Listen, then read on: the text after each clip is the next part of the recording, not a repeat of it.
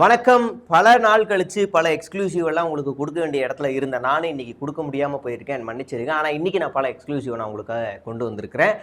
காரணம் என்னன்னா, விஜயை விட அதிகமான தொகுதிகளை நானும் நம்ம டீமும் வந்து கவர் பண்ணியிருக்கோம். எந்த தொகுதியில் யாருக்கு செல்வாக்கு இருக்குது அப்படின்னு சொல்லி பண்ணியிருக்கிறோம். நாம் ஃபுல் ஹேண்டெல்லாம் எடுத்து விட்டு D10லாம் போட்டுக்கிட்டு சன்ஸ்க்ரீன் ++ எல்லாம் போட்டுட்டுலாம் நாங்கள் போகலை. அப்படியே போய் தான் வேலை பார்த்துருக்கோம். நம்மளுடைய இலைப்பாறலுக்காக ஒரு 10 ரூபா 20 ரூபா தர்பீஸ் பீஸை வாங்கி சாப்பிட்டுக்கிட்டு அப்படியே வேலை பார்த்துருக்கோம். ஸோ கம் டு பாயிண்ட், இன்றைக்கி நம்ம வந்து எக்ஸ்க்ளூசிவ்குள்ளே போக போகிறோம். நான் ஏற்கனவே சொல்லியிருக்கேன்ல, என்னை நோண்டாதீங்கடா, நான் நோண்டுனா சும்மா இருக்க மாட்டேன்டா, வேறு மாதிரி ஆக்கி விட்டுருவேன்டான்னு சொல்லிக்கிட்டு இருந்தேன். வழக்கம் போல் எவனோ ஒரு பன்னாடை பரதேசி ஏதோ ஒரு பன்னாடை ஏதோ ஒன்று பண்ணி என்ன பண்ணிட்டாப்புல அப்படின்னா, நம்மளுக்கு வந்து இவன் தான் ஜெயநாயகன் படத்தை லீக் பண்ணியிருப்பான் அப்படின்னு கிளப்பி விட்றாங்களாம்மா அப்படின்னு சொன்னாங்க. அப்படியெல்லாம் கிளப்பாதீங்கடா, ஃபேக் ஐடி வச்சுக்கிட்டு. உண்மையிலேயே சந்தேகம் இருந்துச்சுன்னா காவல் நிலையத்தில் போய் கொடுங்கடா, கொடுத்தீங்கன்னா நீங்கள் மாட்டிப்பீங்க, அதனால் தயவுசெய்து கொடுங்கடான்னு நான் வந்து சொல்லுவேன். நமக்கு என்ன சந்தேகம் அப்படின்னா, இது எங்கேருந்து ரிலீஸ் ஆகிருக்குன்னு ஊர் உலகத்தில் இருக்கிறவங்க மட்டும் இல்லை, சினிமா துறையில் இருக்கிறவங்களுக்கே தெரிஞ்சு போச்சு. ஆனால் சொல்கிறதுக்கு ரொம்ப தயக்கப்படுறாங்க. இந்த கழுசடை கூடலாம் போய் மோதணுமா அப்படி வேதனைப்படுறாங்க. இது மாதிரி என்ன நோண்டாதீங்கடான்னு சொல்லி இவங்க நோண்டிருக்காங்கன்னா அப்பப்போ நம்ம எதையாவது ஒன்று அவுத்து விட்டாதான் சரியாக வரும். அப்படிங்கிறனால இன்றைக்கி என்ன பண்ணியிருக்கேன்னா, ஒரு வாட்ஸ்அப் குரூப், பல வாட்ஸ்அப் குரூப்பில் இருக்கும், இன்றைக்கி இந்த வாட்ஸ்அப் குரூப்பை அவுத்து விட வேண்டியதான் அப்படின்னும் போது ஒரு வேட்பாளர், ரொம்ப பரிதாபப்பட்ட வேட்பாளர், எப்படியோ அடிச்சு பிடிச்சி சீட்டை வாங்கிட்டாப்புல, பல லட்சங்கள் பல கோடிகளை கொடுத்து வாங்கிட்டாப்புல. இப்போ அவருக்கு பிரச்சாரம் பண்ணுறதுக்கு ஆள் இல்லை. வாட்ஸ்அப் குரூப்பில் ஒரு ஆடியோ போடுறாப்புல, கழக நிர்வாகிகளே ஒரு 8 மணிக்கு ஷார்ப்பாக வந்துருங்க, அலைகட்டல்ல வந்து திரண்டு அப்படியே மேஞ்சு அப்படியே பிரச்சாரம் பண்ணிடுவோம் அப்படின்னு போட்டாப்புல. அந்த ஆடியோ கேளுங்க. நாளைக்கு சனிக்கிழமை நைட்டு 8 மணிக்கு கூட்டம், ஒரு கூட்டம், ஆலோசனை கூட்டம் தான். 10 நிமிஷத்துக்கு மேலே நான் உங்களை உட்கார வைக்கல, 10 நிமிஷம் தான். நாளைக்கு நைட்டு 8 மணிக்கு கண்டிப்பாக வந்துடுங்க. அன்னைக்கு வந்து இங்கே 20 வந்தீங்களா, இன்றைக்கி ஒரு 5 பேர் எச்சு வந்தாலும் சரி, நிர்வாகின்றவங்க அனைத்து நிர்வாகிகளும் வாங்க. ஞாயிற்றுக்கிழமை காலையில் மினிமம் 7 மணின்னு 6 to 7 மணிக்கு மங்களம் 4 ரோடில் ஓட்டு கேட்க ஸ்டார்ட் பண்ணுறோம். வேட்பாளர் வர்றது வராது ரெண்டாவது, நாம் ஓட்டு கேட்கலாம். நான் நோட்டீஸ் அடிச்சிட்டேன், எடுத்துகிட்டு வந்துடுறேன். 6000 நோட்டீஸ் இருக்குது, நம்ம ஓட்டு கேட்போம். வேட்பாளர் வந்து அடுத்த இப்போ இந்த குரூப்பில் இந்த மெசேஜுக்கு அப்புறமா எடிட்டர் சவுண்டு போட்டுக்க, அப்படி ஆடிக்கிட்டே இருக்கு. நானும் பார்த்துக்கே இருக்கேன், எவனாவது வருவானா, ஃபயர் விடுவானா, பூ விடுவானா, விசில் விடுவானான்னு பார்த்துக்கே இருக்கேன். எவனும் விடல. அதுக்கப்புறம் 8:15 ஒரு வேட்பாளர் மறுபடியும் குரூப்பில் போடுறாப்புல, ஏப்பா 8 மணிக்கு நான் கட்சி ஆஃபீஸ் வந்துட்டேன்ப்பா, ஒரு பயிலும் வரலப்பா, ஏன்பா இப்படி பண்ணுறீங்க அப்படின்னு புலம்புறாரு. அந்த ஆடியோவும் கேட்டுவாங்க. 8 மணி ஆச்சுரா, ஒருத்தரும் காணோம். 75 பேர் குரூப்பில் இருக்கிறீங்க, ஒருத்தரும் காணோம். அந்த அக்கா அவங்க தான் 2-3 பேர் வந்திருக்காங்க. எப்படிடா இன்னும் ஒரு வாரம் வச்சுட்டு ஓட்டு கேட்டு பண்ணுறதுன்னு தெரியல, ஒன்றும் புரியல. இப்படியே நடந்துக்கு இருக்கும் போது மறுபடியும் இன்னொரு அந்த குரூப்பில் கலவரம். ஒரு வேட்பாளர் அடுப்பாயி காலைல 6 மணிக்கு வாங்க, வந்து பிரச்சாரத்துக்கு வாங்க அப்படின்னு கோபமாக போட்ட உடனே அந்த குரூப்பில் இருந்த ஒரு அக்கா என்ன செஞ்சிச்சு, என்ன 6 மணிக்கு கூப்பிடுற, புள்ள குட்டிகளும் விடக்கூடாதா, என்ன எங்களுக்கு குடும்பம் இல்லையா, அப்படியா அப்படின்னு கேட்க ஆரம்பிச்சிருச்சு. அது இல்லாமல் ஒரு பையன் ரொம்ப ஆக்கப்பூர்வமான கேள்வி கேட்டான், என்னன்னு 6 மணிக்கு கூப்பிடுறீங்க, 6 மணிக்கெலாம் கூப்பிடாதீங்க, 2 நாள் முன்னாடியே தகவல் கொடுங்க. எப்படி, தேர்தலுக்கே இன்னும் கொஞ்ச நாள் தான் இருக்குது, 2-3 நாள் தான் இருக்குது. இவருக்கு பிரச்சாரத்துக்கு 2 நாள் முன்னாடி இவர் சொல்லணும். இவர் தேர்தல் கமிஷனு, இவர் பிரச்சாரத்துக்கு இவர்கிட்ட 2 நாள் முன்னாடி சொல்லணும். அந்த வேட்பாளர் உண்மையிலே பாவம், சீரியஸாக சொல்கிறேன், மனசாட்சியே இல்லாமல் இருக்காங்க. கட்சி கிரவுண்டு இல்லாமல், ஒரு புரிதல் இல்லாமல், ஒரு கொள்கை இல்லாமல் இருக்கிற காரணம் இந்த வாட்ஸ்அப் குரூப் தான். அடித்து பிடிச்சி கடைசியில் எவனுமே 6 மணிக்கு போகல, பிரச்சாரம் ரத்து முடிஞ்சு. அப்புறம் அந்த வேட்பாளர் என்ன செய்கிறாரோ, தனக்கான ஆதரவாளர்களை ஒரு 4 பேரை கூப்பிட்டுக்கிட்டு அப்படியே 4 பேரை வச்சுக்கிட்டு வீடு வீடாக போய்மா அம்மா அப்படின்னு போட்டுட்டு வர்றதை நம்மளால் அந்த வீடியோவில் குரூப்பையும் போடுறாங்க. அந்த குரூப்புக்கு என்ன ஆச்சுன்னு தெரியலை. முதல்ல அந்த சண்டையோட ஆடியோவை நீங்கள் கேட்டுவாங்க. 6 மணிக்கு அவர் கூப்பிட்டதுக்கு அப்புறமா எல்லாரும் என்னென்ன பேசுனாங்கன்ற அந்த ஆடியோவை கேட்டுவாங்க. இதை என்ன மங்களத்தில் ரொம்ப அசிங்கம் பண்ண போகிறீங்க, நாம் தமிழர் கூட ஒரு 6-7 பேர் வந்தாங்க, நீங்கள் அதை விட கேவலப்படுத்தி பண்ண போகிறீங்க, இது வந்து தேவையில்லாத வேலை. எத்தனையோ பேர் கேட்டாங்க, என்னடா இருக்குதா இல்லையா அப்படிங்கிற மாதிரி கேட்குறாங்க. நான் ஃபஸ்ட்டு வரணும்னா இதுக்கு உடனே ஒரு முடிவு எடுங்க. நீங்களே பாருங்கள் இந்த அரசியல் எப்படி இருக்குது, நீங்கள் பாருங்கள், இப்படி தான் இருக்கும். திடீர்னு இப்போ நைட்டு போட்டு காலைல 6 மணிக்கு வாங்கன்னு சொன்னால் எவன் வருவான், என்ன பண்ணுவான் சொல்லுங்கள். நாளைக்கு நைட்டு கூட்டம் போட்டு நம்ம போட்டு கேட்குறேன், நாளைக்கு எத்தனை பேர் வருவாங்க சொல்லுங்கள். காலையில் 6 மணிக்குன்னு திடீர்னு ப்ரோக்ராம் பண்ணால் இது எங்கே போய் முடியுது, என்ன தான் நடக்கிறது. மற்ற கட்சிக்காரங்களும் வந்து ஸ்டார்ட் பண்ணி எல்லாம் அவங்க வந்து விசில் சொன்னாச்சு, ரெட்டலை இதெல்லாம் வந்து அவங்க இது வரைஞ்சிக்கிட்டு என்னென்ன கூட எழுதிக்கிட்டு இருக்காங்க. நம்ம சைடு வந்து எதுவுமே இல்லை அறிகுறி. அந்த பழமொழியை சொல்லாமா வேணாமாங்கிற கன்ஃபியூஷனில் தான் இது பண்ணிட்டேன். அது சொல்லுவாங்க, அதாவது மந்திரம் சரியாக எல்லாம் கற்றுக்கிட்டு மந்திரம் தெரிஞ்ச ஒரு ஐயர் ஒரு காரியம் செய்கிறார் அப்படின்னு சொன்னால் அதுக்குண்டான பலன் கிடைக்குமா. இறந்தவங்களுக்கு திதி கொடுக்குறது தான் தேவசம்னு சொல்லுவாங்க. அப்போ அந்த இறந்தவங்களுக்கு திதி கொடுக்குறது மந்திரம் தெரிஞ்ச ஐயர் கொடுத்தா அந்த ஆத்மாவுக்கு கிடைக்கிற சாந்தி கிடைக்கும், அந்த ஆத்மாவுக்கான நன்மை கிடைக்கும்னு சொல்லுவாங்க. ஆனால் அதை கூட உருப்படாத ஒரு பாப்பான் மந்திரம் ஒன்றுமே கற்றுக்காம பேருக்கு, ஏன்னா எதிரில் உட்காந்துருக்கவங்களுக்கு சமஸ்கிருதம் தெரியாது, ஏதோ ஒன்று வளரிட்டு போவான், அதான் தலைவாரி பாப்பான்னு சொல்லுவாங்க. அந்த மாதிரி ஒரு பாப்பா தேவசம் கொடுத்தா அந்த தேவசத்துக்கு உண்டான பலன் கூட கிடைக்காதாமா ஆண்டவங்கிட்ட. அந்த மாதிரி ஒரு விஷயம். இப்போ நம்ம வந்து நம்ம என்ன ஸ்டேஜில் இருக்கோன்னு உங்களுக்கு புரியுதா இல்லையா? நம்மளுக்கு பிளான் பண்ண தெரியாது, அந்த மாதிரி எதுவுமே செய்ய தெரியாது அப்படின்னலாம் கிடையாது. நம்மளுக்கு அரசியல் அனுபவம் இல்லையே தெரியல, பேசிக் அட்மின் அனுபவம் இருக்கா இல்லையா? அந்த பேசிக் அட்மினோட அறிவு இருக்கா இல்லையா நம்மளுக்கு? இது வரைக்கும் நாங்கள் பட்ட அசிங்கம் எல்லாம் போதும். இது வரைக்கும் கேட்குறவங்களுக்கெல்லாம் சங்கடப்பட்டு தலை குனிஞ்சிட்டு நிற்கிறோம் நாங்கள். இதில் வேற வந்து கேட்குறாங்க, சேலஞ்செல்லாம் பண்ணுறாங்களாமா. எப்படி வந்து இவர் வந்து மாவட்ட செயலாளர் வந்து எப்படி ஓட்டு கேட்க வராரு நான் பார்க்குறேன், ஓட்டு கேட்க வர அன்றைக்கி ரகலை பண்ணுறேன் பாரு அப்படின்லாம் வீரவசனம் பேசிட்டு நம்ம கட்சிக்குள்ளேயே ஆளு இருக்கிறதெல்லாம் கேள்விப்பட்டு அதெல்லாம் நக்கலாக கேட்குறாங்க எங்களை. ஏன்னா உங்களுக்குள்ளேயே பெரிய இதாட்டு இருக்குது, உங்கள் வேட்பாளர் வந்தால் உங்கள் கட்சி ஆளே சண்டைக்கு போவாரான் இருக்குது, வாக்கு கேட்க விடமாட்டான் போல இருக்குது அப்படிங்கிற மாதிரி எல்லாம் பேசுகிறாங்க. அந்த மாதிரி பர்சன்ஸ் எல்லாம் நான் நேரில் பார்த்து ஏதாவது பிரச்சனை பண்ணாங்கன்னா நான்லாம் யோசிக்காமல் திட்டி விட்டுருவேன், அது யாராக இருந்தாலும் சரி. இவ்வளோ பிரச்சனை போயிட்டு இருக்கு. நாளைக்கு காலையில் 6 மணிக்கு வந்துட்டு 10 பேர் 15 பேரை கூட்டிட்டு நீங்கள் தெருவா போவீங்க, அதெல்லாம் கேலியாக கேட்டு எங்களை கூட கிண்டல் பண்ணுறதுக்கா? ஆனால் திடீர்னு ஐடியா பண்ணிட்டு சொன்னீங்கன்னா பசங்களுக்குலாம் யாருக்கு தெரியாதுன்னா காலையில் யாரும் வரமாட்டாங்க. காலையில் பேசின மாதிரியே நைட்டு மீட்டிங் வச்சுட்டு அடுத்த நாள் ஞாயிற்றுக்கிழமை காலையில் பிரச்சாரம் ஸ்டார்ட் பண்ணிக்கலாம். அதான் மங்களம் பகுதியில் எங்கே வராரு, அதுவும் காலையில் 6 மணிக்கு வராருன்னா லேடிஸ் நாங்கள் யாரும் 6 மணிக்கு வர முடியாது, ஜென்ஸை மட்டும்தான் கூட்டிகிட்டு போகணுங்கிறதையும் நம்ம அன்றைக்கி பேசியிருந்தோம். திடீர்னு சொல்லும்போது எத்தனை பேர் வருவாங்க? இன்றைக்கி சாயந்தரம் இப்போ 7 மணிக்கு போட்டு நாளைக்கு காலையில் 6 மணிக்கு வாங்கினா என்ன செய்வாங்க? இல்லை நம்ம வேட்பாளர் வந்து நாளைக்கு காலையில் 6 மணிக்கு வர்றதை உங்களுக்கு 7 மணிக்கு தான் சொன்னாரா? ஆனால் சம்மந்தமே இல்லாமல் காலையில் 6 மணிக்கு இப்போ அவர் வந்தாருன்னு சொன்னால் நாளைக்கு நாங்கள் எத்தனை பேர் வர முடியும்னு நினைக்கிறீங்க சொல்லுங்கள்? அப்போ யாருமே இல்லாமல் அங்கே ஒரு 10-15 பேர் கூட்டிகிட்டு ஒரு வேட்பாளர் ஓட்டு கேட்க போகிறா? இவ்வளோ இத்தனை நாள் அசிங்கப்பட பார்த்தாரு, இதுக்கு மேலே இன்னும் அசிங்கப்பட வைக்க போகிறாரா? என்னப்பா உங்கள் வேட்பாளர் ஓட்டு கேட்க போகிறாரு, நீங்கள் ஒரு 10 பேர் 15 பேர் தான் போகிறீங்க போல இருக்கு. ஏன் நம்ம போனால் ஒரு 50 பேர் போகணும்னு நினைக்கிறோம், வேட்பாளர் போனால் ஒரு 100-150 பேர் போக வேண்டாமா? ஏன்னா இப்போ இந்த எலெக்ஷனுக்கு எனக்கு வேட்பாளர் நான் வந்து 0, வேட்பாளர் பற்றின எதிர்பார்ப்போ இல்லை அவர் செய்யணும் 0, அண்ணாவுக்காக செய்கிறோம். இந்த தடவை அண்ணாவுக்காக மட்டும்தான் யோசிக்கிறோம். 6 மணிக்கு எந்திரிச்சு நீ வரேன்னு சொன்னால் 6 மணிக்கு முதல்ல எத்தனை ஆம்பளைங்க எந்திரிச்சு வருவீங்க? டிவிக்கு மக்களை தயவு செஞ்சு ஒரு நல்ல முடிவு சீக்கிரமாக எடுங்க. இன்னும் 10 நாள் தான் இருக்குது, ரொம்ப தாமதம் பண்ணால் ரொம்ப கஷ்டம். நான் திடீர்னு நீங்கள் பாட்டுக்கு காலையில் 6 மணிக்கு வேட்பாளர் வராருன்னு போட்டிருக்கீங்க, நாளைக்கு சாயந்தரம் மீட்டிங் வச்சு போட்டு என்னென்ன ஆலோசனை பண்ணிட்டு போடலான்னு சொன்னீங்க. திடீர்னு போட்டிங்கன்னா யாருக்கு தகவலும் போய் சேராது, யாரும் வரவும் மாட்டாங்க. திடீர்னு ஒன்றுமே பண்ண முடியாதுங்கன்னா இதை கொஞ்சம் தவிர்த்துக்கலாம். நாளைக்கு வரது வேஸ்ட்டு தாங்க. வச்சு இது 1 வாரம் ஆகி போச்சு, இது வரைக்கும் எந்த முடிவும் இல்லை. பார்க்குறவங்க பூரா அசிங்கமாக இருக்குது. கட்சி ஆஃபீஸ் வேறு ஓப்பன் பண்ணிவிட்டு ஒரு வேலையும் செய்யலைன்னா ஓட்டு கேட்க கூட போடலாம், என்ன பண்ணுறது? ஆஃபீஸ் ஓப்பன் பண்ணியாச்சு, ஓட்டு கேட்கறது கூட போடலாம், என்ன தான் அர்த்தத்தில் இருக்கிறது? என்ன பண்ணுறதுன்னு எனக்கு ஒன்றுமே தெரியல. பார்க்குறவங்க பூரா கேட்குறத பார்த்து அசிங்கமாக இருக்குது. அவனுக்கு கூட ஒன்றா சேர்ந்து பண்ணலாம்னா அதுக்கும் நீங்கள் ஒரு குரூப் பண்ணிட்டு இருக்கிறீங்க, அவன் ஒரு குரூப் பண்ணிட்டு இருக்கிறான்.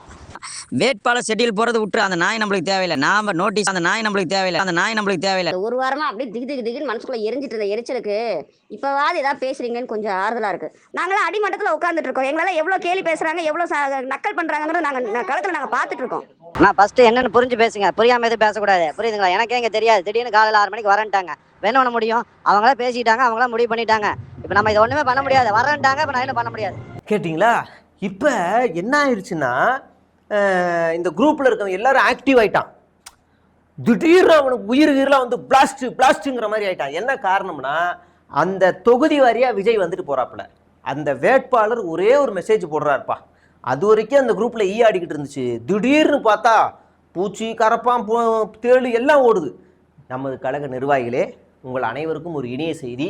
நம்மளுடைய கழகத்தின் தலைவர் திரு விஜய் அவர்கள் நம் தொகுதி வழியாக ரோட் ஷோ செல்லவிருக்கிறார். ஆனால் தொகுதிக்குள்ள வந்து பிரச்சாரம் பண்ணலை, ரோட் ஷோ செல்லவிருக்கிறார். அல்லைகடல் என்ன திரண்டு வர ஒன்று தாயா போட்டா வந்தாங்க பாருங்க, மெசேஜ் எடுத்துக்கிட்டு. எத்தனை மணிக்கு வராரு, எதில் வராரு, ரோட் ஷோவா?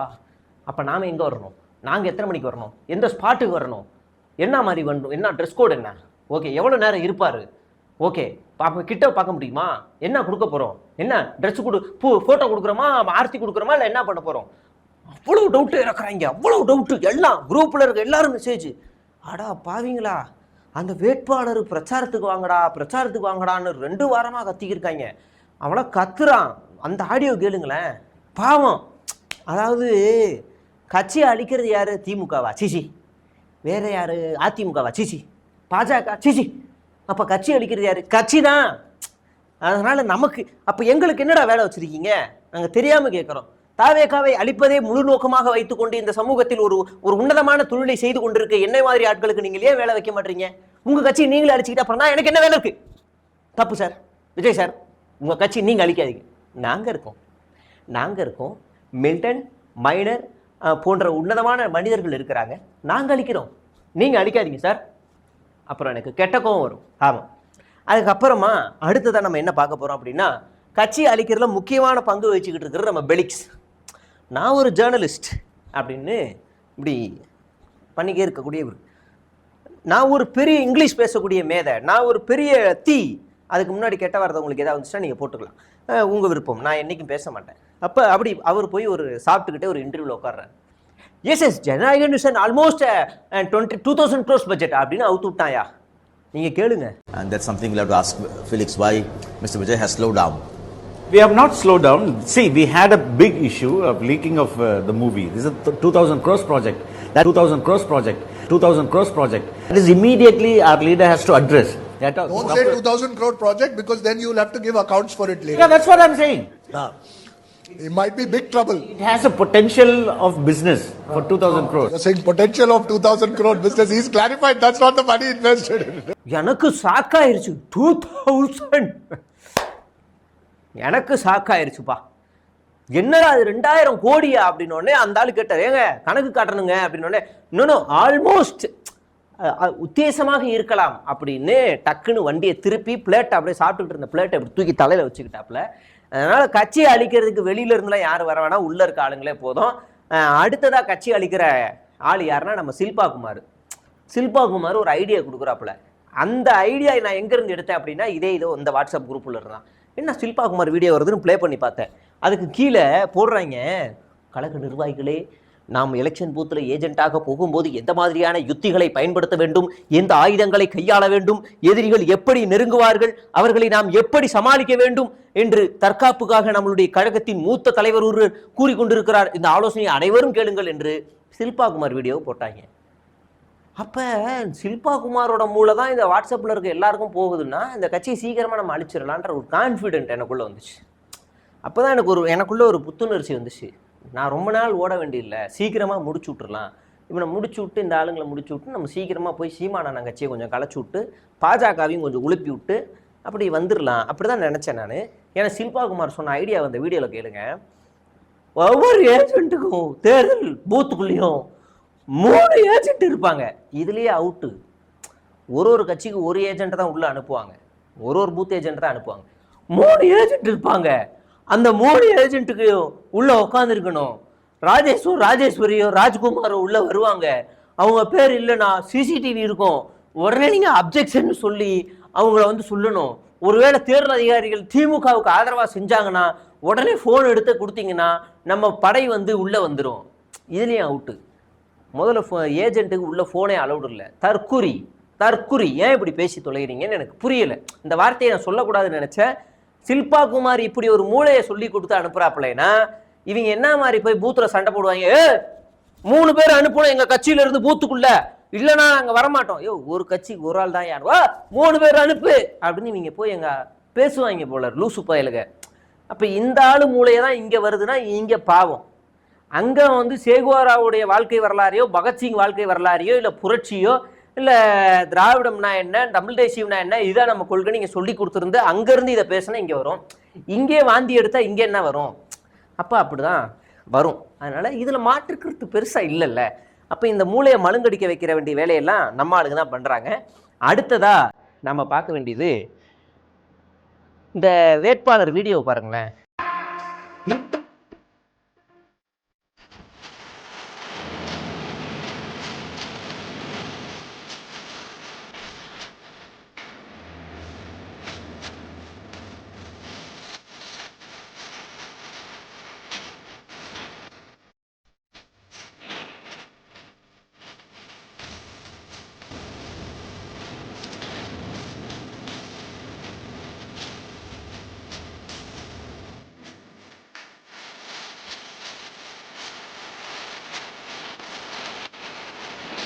இந்த கட்சியோட வேட்பாளர் ஈசிஆர் சரவணன் எப்படி கேவலமாக நின்று விஜய் வந்து எப்படி பார்த்து ஒரு வேட்பாளர் என்ன எப்படி ட்ரீட் பண்ணுறாங்க பாருங்க. போய் வேலை கொடுத்து அப்படியே கொடுத்துட்டேன் வேலை கொடுத்துட்டேன் அப்படி கேன மாதிரி சிரிக்க வைக்கிறாங்க. யோ நீ வேட்பாளரையா, அவர் இறங்கி வந்து உனக்கு ஏதாவது பேசணுமியா, என்னையா நடந்துக்கிட்டு இருக்க அப்படிங்கிற மாதிரி அந்த வீடியோவில் இருக்குது.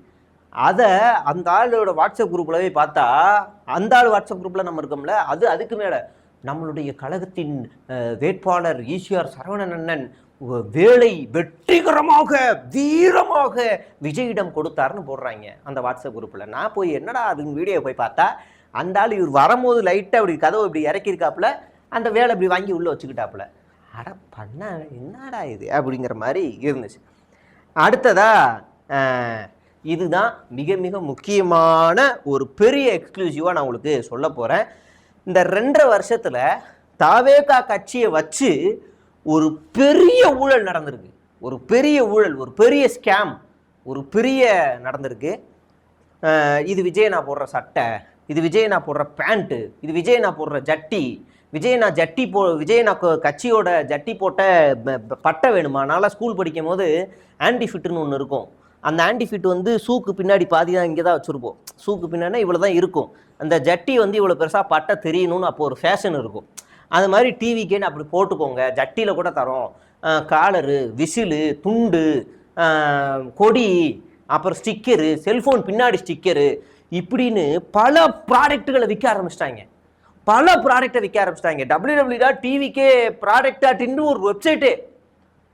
எனக்கு இதில் இந்த ஆதவர்ஜனாவோட லாட்ரி புத்தி இதில் பார்த்தேன். எனக்கு தெரிஞ்சு தமிழ்நாடு காவல்துறை இதில் ஒரு தீவிரமான நடவடிக்கை எடுக்கணும். இதில் அப்படியே லாட்ரி புத்தி இருக்குது. அதாவது டிவிக்கே வச்ச ஒரு மக்கு வாங்கணுமா, டிவிக்கேவோட விஜய் கொடி போட்ட ஒரு மக்கு வாங்கணுமா, அந்த மக்குல ஒரு நம்பர் எழுதியிருக்குமா, லக்கி நம்பரு. அந்த நம்பர் வந்து அவங்க குழுக்கள் முறையில் தேர்ந்தெடுப்பாங்களாம். அப்படி தேர்ந்தெடுக்கிறவங்களுக்கு இவங்க காரு குழுக்கு இதெல்லாம் கொடுப்பாங்களாம், வீடு காரு பணம் அது இதுன்னு கொடுப்பாங்களாம். இந்த மேட்ரு நீங்க எங்கேயா பாத்துறீங்களா? இது லாட்ரி மேட்ரு. இப்ப தமிழ்நாட்டில் லாட்ரி வித்துக்கு இருக்க ஒரே ஆள் யாரு? ஆதவர்ஜனா தான், சந்தேகமே வேணாம். அவர் அஃபிடவிட்ல தெரிவிச்சிருக்காரு. இதே தான் இந்த வெப்சைட்ல நடக்குது. நம்ம தம்பி ஒருத்தர் இதை டீட்டெயில்டா எடுத்து ஒரு வீடியோவும் போட்டிருக்காரு, அவர் தனியா போட்டிருக்காரு. நம்ம உள்ள போய் பார்த்தா இதை நாங்க பல மாசத்துக்கு முன்னாடியே சொல்லிட்டோம். பல மாசத்துக்கு முன்னாடியே விஜய் பேர்ல துண்டு, கட்சி துண்டு, செருப்பு, கக்கூஸ் பக்கெட்டு, கக்கூஸ் வாளி, ப்ரஷ்ஷு எல்லாமே, மாப்பு, கக்கூஸ் தொடப்பம் எல்லாமே விற்கிறாங்க. விஜய் கலரில் எதையாவது ஒன்று போட்டு விற்று விஜய் மூஞ்ச வச்சே இவங்க பல பேர் பல கோடியை சம்பாரிச்சு, லட்சங்களை சம்பாரிச்சு, திருட்டு புத்தியை வந்து காமிச்சு இங்கே வந்து பண்ணிக்கிருக்காங்க. இவங்க தான் மாற்றம் பண்ணா முன்னாற்றம் பண்ணா மயிர்கட்டம் அப்படி போயிட்டு இருக்காங்க. இதில் இந்த வீடியோ, இந்த நாயோட வீடியோ பாருங்க. இவனை கிளாத் சம்பரோல ஃபர்ஸ்ட் டைம் டி-ஷர்ட் கிடையாது, தளபதிக்காக ஷர்ட்டே கொண்டு வந்திருக்கோம். கீழே வந்து காட்டுறேன். இத போட்டு போங்க எல்லாரும், எப்படி இருக்கும்னு நான் போட்டு காட்டுறேன்.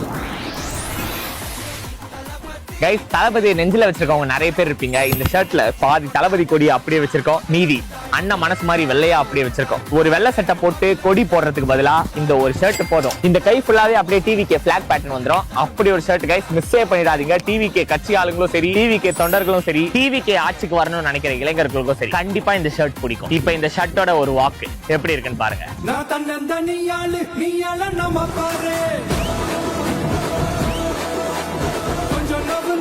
உங்களுக்கும் வேணும்னா மறக்காம டிவிகேன்னு ஒரு கமெண்ட் பண்ணுங்க. உங்க மெசேஜ்க்கே ஃபுல் பையிங் லிங்க் வந்துரும். அப்புறம் என்ன, டிவிகேக்கு உங்க சப்போர்ட்டை கமெண்ட்ல தெரிவிங்க. இவன் மாஸ்க் போட்டுட்டு விளம்பரம் பண்றான். ஏன்டா மாஸ்க் போடுற? நீ ஒரு இன்ஃப்ளூயன்சர் தானே. மாஸ்க் போட்டு எதுக்கு சட்டையை விற்கிற? ஏன் மாஸ்க் போடாமல் சட்டை விற்கலாமே? ப்ராடக்ட் தானே. எவ்வளோ ஸ்கேம் பாருங்க. விஜய் சட்டை, விஜய் வேர்வை, விஜய் காதலுக்கு மூக்களுக்கு எல்லாமே விற்கிறாங்க. இது பாருங்க, அப்படி இப்படின்னு விற்று ஒரு பெரிய மாஃபியா நடந்துக்கிட்டு இருக்கு. இதுக்கு பின்னாடி யார் இருக்கா, இதில் எவ்வளோ ரெவன்யூ எடுக்கிறாங்கன்றதுல காவல்துறை தன்னிச்சையாக வந்து ஒரு வழக்கை பதிவு செஞ்சு நீங்கள் விசாரிச்சுடுங்க. பல தலைகள் மாட்டோம். கமிஷனாக விஜய் நம்ம புஷி ஆனந்துக்கும் போகும். ஏன்னா இதுக்கு முன்னாடி புஷி ஆனந்த் வந்து பதவி எப்படி கொடுத்துருந்தாருன்னா சில்லற பழப்பு மாதிரி தான் கொடுத்துட்டு இருந்தாப்புல. அந்த மாவட்டத்தில் ஏதாவது பிரிண்டிங் ப்ரெஸ் இருந்துச்சுன்னா அதில் போய் கொடுத்து, என்னம்மா நீ அங்கே போய் பதவி வேணா அந்த கடையில் போய் ஒரு துணியை ஆர்டர் போட்டுருமா, கொடி தோரணம்லாம் போட்டுருமா அப்படின்னோடனே அப்புறம் அந்த கடைக்கு ஃபோன் அடிச்சோம்மா, ஆர்டர் வந்துருச்சாம்மா, ஓகேம்மா ஒரு 50% அண்ணனு போட்டு விட்ருமா அப்படின்னு இங்கே ஒரு 50% இவன்ட்டு ஒரு அமௌண்ட்டை வாங்கி சில்லற போட பார்த்தவர் தான் நம்ம புஷி ஆனந்த். இப்போ இது எல்லாமே நடக்குதுன்னா கட்சியில் ஒரு பெரிய தலை இதில் சம்மந்தப்பட்டிருக்கும். அதனால் விசாரிச்சா பல உண்மைகள் வெளியில் வரும் அப்படின்னு இதில் தெரிஞ்சுக்கிறோம். ரெண்டாவதா ஒரு வேட்பாளர்கிட்ட நம்ம பேசணும்.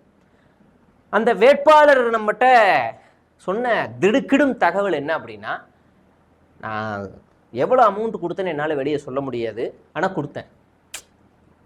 இந்த சீட்டு வாங்க எவ்வளோ கொடுத்தேன்னு சொல்ல முடியாது தம்பி, ஆனால் கொடுத்தேன். ஆனால் என் தொகுதிக்கு விஜய் வந்து பேசணும் அப்படின்னா நான் கொடுத்ததை விட 2 மடங்கு அதிகமாக கேட்குறாங்க. எப்படி?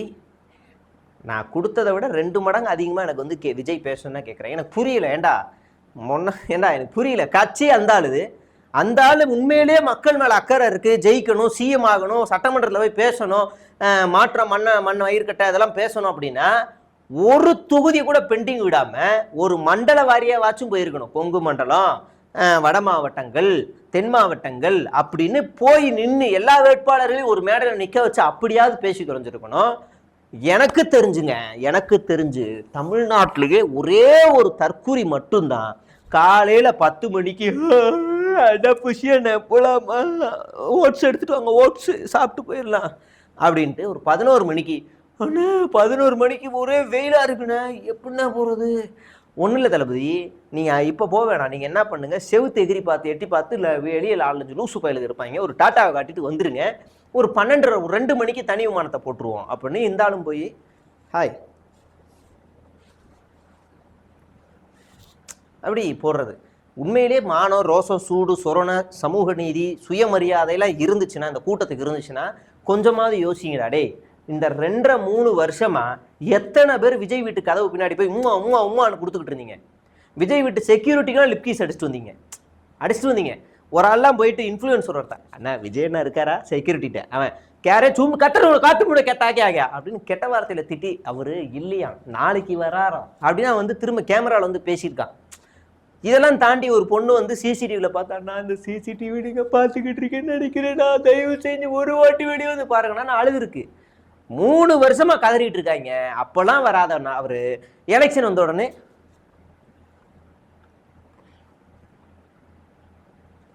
அப்படின்னு வாய் கொப்புளிச்சுக்கிட்டே, அது ஒரு மேனரிசம் வேற, இப்படி வந்து பண்ணிக்கிட்டு போவாப்புல. இப்போ நம்ம யோசிக்கணும்ல, இப்போ அடுத்ததா கையை காமிச்சிட்டு 2 மணிக்கு ஃப்ளைட் ஏறுவாப்புல, இல்லை 1 மணிக்கு ஃப்ளைட் ஏறி 2 மணிக்கு ஸ்பாட்டுக்கு போயிட்டு எங்கேயும் பேச மாட்டாப்புல.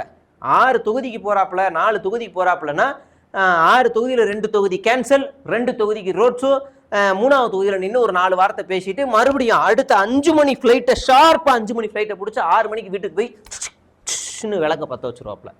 வீட்டை இருட்டா போட்டு வரக்கூடாதுங்க, புரியுதுங்களா? வீட்டை இருட்டா போட்டு வந்தால் விளங்காது, தரிதனம் உள்ளே வந்துடும். அதனால அவர் அந்த கலாச்சாரத்தை அவர் பின்பற்றுறாரு. 6 மணிக்கெல்லாம் வீட்டுக்கு போய் விளக்கேற்றக்கூடிய ஒரே கேம்பெயின் அரசியல்வாதியாக இருக்காருன்னா நம்ம விஜய் தான். நீங்கள் பாருங்கள், என்னைக்காவது ஒரு நாள் நீங்கள் ஸ்டாலின் அவர்கள் ஆகட்டும், உதயநிதி ஆகட்டும், இல்லை மற்ற அமைச்சர்கள் ஆகட்டும், இல்லை எடப்பாடி பழனிசாமி ஆகட்டும், இல்லை சீமான் ஆகட்டும், எல்லாருமே என்ன செய்வாங்கன்னா காலையில் கிளம்பி ஏதாவது ஒரு ஊருக்கு போயிடுவாங்க. போயிட்டு பிரச்சாரம் முடிச்சுட்டு அவங்களோட கேம்பெயின் எங்கே முடியும்? கோயம்புத்தூர்லையோ, மதுரையிலையோ, கன்னியாகுமரிலையோ எங்கேயோ ஒரு இடத்துல முடியும். திரும்ப சென்னை வர மாட்டாங்க. அங்கேயே அந்த மாவட்ட செயலாளரோ இல்லை அமைச்சர்களோ இல்லை எம்எல்ஏக்களோ யாரோ ஒருத்தர் அங்கே அவங்களுக்கு இடம் ஏற்பாடு பண்ணி வச்சுருப்பாங்க. ஹோட்டலோ இல்லை வீடோ ஏதோ கெஸ்ட் ஹவுஸோ ரெடி பண்ணி வச்சுருப்பாங்க. அங்கேயே தங்கிட்டு காலையில் லோக்கலில் இருக்க டீ கடையில் போய் டீ குடிச்சிட்டு அங்கே கேம்பெயினை பண்ணிக்கிட்டு அதை மறுபடியும் அங்கேருந்து கேம்பெயினை ஸ்டார்ட் பண்ணுவாங்க. ஆனால் நம்மளால் அப்படி இல்லை. காலையில் ஃப்ளைட்டு பிடிச்சி போய் கேம்பெயினை பண்ணிவிட்டு திரும்ப சாயங்காலம் ஃப்ளைட்டை பிடிச்சிட்டு வந்துட்டு விளக்கு ஏற்றிடுவார் வீட்டில். இதுதான் நம்ம ஆள். இவங்கள தான் நீங்கள் மாற்றம், முன்னேற்றம் இது மாதிரி பேசிக்கிட்டு சுற்றிக்கிட்டு இருக்கீங்க. அடுத்ததாக நம்ம பார்க்க போகிற எக்ஸ்க்ளூசிவ் என்ன அப்படின்னா, வேறு ஒன்றும் இல்லை, நம்ம வந்து வேட்பாளர்கள் பற்றி தான் பேச வேண்டியிருக்கு. ஒவ்வொரு வேட்பாளர்களும் ஆல்மோஸ்ட் தோண்ட ஆரம்பிச்சிட்டாங்க. கிட்டத்தட்ட 60 வேட்பாளர்கள் அதிமுக வேட்பாளர்கள்கிட்ட பேரம் பேசிக்கிட்டு இருக்காங்க. அங்கே விட்ட பணத்தை இங்கே எங்களுக்கு கொடுத்துருங்க, நாங்கள் கேம்பெயினை ஸ்லோ டவுன் பண்ணிக்கிறோம், எங்களுக்கு அதில் பாதி கொடுத்தா கூட போதும்னு பாதி பேர் டீலிங்கை பேசிக்கிட்டு இருக்காங்க. நீங்கள் வேணும்னா ரிசல்ட் அன்னைக்கு பாருங்கள். அதிமுக வெற்றி பெறக்கூடிய இடங்களில் தாவேகாவினுடைய வாக்குகள் மிக மிக மிக மிக குறைவாக இருக்கும். அந்த இடங்கள்லாம் டம்மி வேட்பாளர்களாக மாற்றப்பட்டிருக்காங்க. இது விஜய்க்கே தெரியாது, புசி ஆனந்துக்கே தெரியாது. புசி ஆனந்துக்கே தெரியாமல் பல இடங்களில் வேலை பார்த்துக்கிட்டு இருக்கிறது நமக்கு தெரிய வந்திருக்கு. அதில் குறிப்பாக விஜயலட்சுமி அப்படிங்கிறவங்க அதிமுகவில் இருக்க ஒரு முன்னாள் அமைச்சர்கிட்ட டீலிங்கை பேசி வேலையை பார்த்துக்கிட்டு இருக்காங்க. இப்படி பல இடங்கள்ல வாங்கிட்டு பண்ணிக்கிட்டு இருக்காங்க. இன்னும் ஒரு சிலர் அவங்கெல்லாம் என்ன பண்ணுறாங்க அப்படின்னா, அவங்களுடைய நட்பு வட்டத்தில் சொல்கிறாங்க, 2வது இடம் வந்தால் கூட போதும், 2வது இடம் வந்தால் கூட போதும், நான் வந்து அடுத்து ஒரு கட்சிக்கு மாறினா எனக்கு சீட்டு வேணும், அதுக்கு எனக்கு கணிசமான எண்ணிக்கையில் சீட்டு வேணும், எம்எல்ஏ சீட்டு ஏதாவது ஒரு வாக்கு வேணும். அப்படி போட்டுக்கிட்டு இருக்கிற எண்ணிக்கையில் பல்டாக்டர் ஃபர்வேஸு, நம்ம விருதுநகர் மகள் அக்கா வந்து திடீர்னு சிவகாசியை தத்தெடுத்து ஓடிட்டு இருக்காங்க அந்த அக்கா, அப்புறம் ராஜ்மோகன் அண்ணன், நம்ம ஈசிஆர் சரவணன், இவங்கெல்லாம் பார்த்தீங்கன்னா திமுக எதிர்ப்பு அப்படிங்கிறதுல ரொம்ப கவனமாக இல்லாமல் இருப்பாங்க, அதிமுக எதிர்ப்பும் இல்லாமல் இருப்பாங்க. விஜய் ப்ரொமோஷனை மட்டுமே கேம்பெயினில் பண்ணிக்கிட்டு இருக்காங்க. காரணம் என்ன அப்படின்னா, எலெக்ஷன் முடிஞ்சதுக்கு அப்புறமா ஒரு துண்டை போட்டு தாண்டறதுக்கு 2 பக்கமும் பேச்சை போட்டுக்கிட்டு இருக்காங்க, தாண்ட போகிறாங்க, விஜய் அண்ணனுக்கு மொட்டை அடிக்க போகிறாங்க. இதுதான் நடக்க போகுது. இது எல்லாமே அவங்க நட்பு வட்டாரத்தில் நைட்டு டிஸ்கஸ் பண்ணிக்கிட்டு இருக்கும் போதே பேசியிருக்கிறாங்க. நம்ம அக்கா வந்து பார்த்திங்கன்னா தெரிஞ்ச வட்டத்தில் புலம்புனது இல்லாமல் தகவலாக வந்திருக்கு. அக்காவுக்கு முழுக்க முழுக்க தெலுங்கு ஜாதியான சொந்த ஜாதி ஆளுங்களே பிரச்சாரத்தை பண்ணிக்கிருக்காங்க. விருதுநகர் அந்த அக்கா சிவகாசி நிற்கிறாங்களே அந்த அக்கா சொந்த ஜாதிக்காரங்களை வச்சே கேம்பெயினை பண்ணிக்கிருக்காங்க. உள்ளூரில் யாரும் மதிக்கல அக்காவுக்கு. பல இடங்களில் போய் நடந்து ரீல்ஸ் மூலயமா நம்ம ஃபேமாக இல்லாமாச்சும் பண்ணி ட்ரை பண்ணிக்கிட்டு இருக்காங்க. ஆனால் பாவம் சிவகாசி மக்கள் அவங்களுக்கு செவிட்டு மேலே அடித்து அனுப்ப போகிறாங்க அரை ஓட்டில். பார்ப்போம் அது என்ன நடக்குதுன்னு. விஜய் என்ன இந்த தேர்தலுக்கு அப்புறம் துவண்டு கரண்டு புல்டு ஒரு 3 மாதம் அப்செட் ஆக போகிறாப்புல, அப்படியும் ஒரு செய்திகள் வந்துக்கிட்டு இருக்கு. கடுமையாக நடந்துக்கிட்டு இருக்காப்புல விஜய் என்ன. எனக்கு மட்டும் தோத்துட்டேன்னா என்னால் சீரியஸாக என்னை யாரும் டிஸ்டர்ப் பண்ணாதீங்கன்னு புலம்பி தள்ளி இருக்கிறாப்புல. என்ன நடக்குது அப்படின்னு அடுத்த எக்ஸ்க்ளூசிவோட அடுத்த வீடியோவில் உங்களை வந்து பார்க்குறேன். நன்றி, வணக்கம்.